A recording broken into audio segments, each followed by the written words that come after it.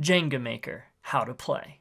The object of the game is to score 3 points. Set up all the pieces in the center of the table within easy reach of all the players. Divide into 2 teams. Remove the crown from the pile and set it between the 2 teams. Each team picks 1 director. The rest of their team is makers.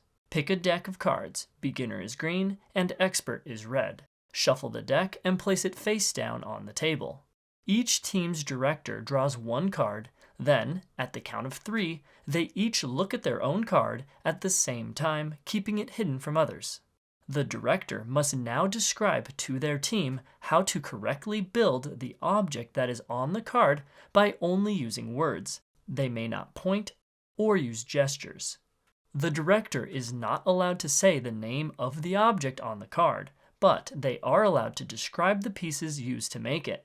The makers are allowed to talk and ask their director questions for clarity. Once the director thinks their team has completed the build, they yell crown, and the makers on their team grab the crown piece and place it anywhere on the build.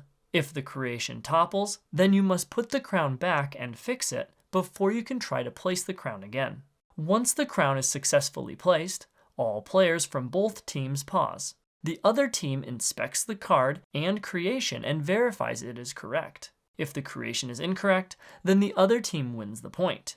If it is correct, then that team wins the point. Return all the pieces to the pile, and both teams switch the roles of their director and play another round. Keep playing until one team scores 3 points. Then that team is the winner. For added fun, have the makers try and guess the name of the object they made. In a 2-player game, each player draws a card from the expert deck and races to be the first player to build their object.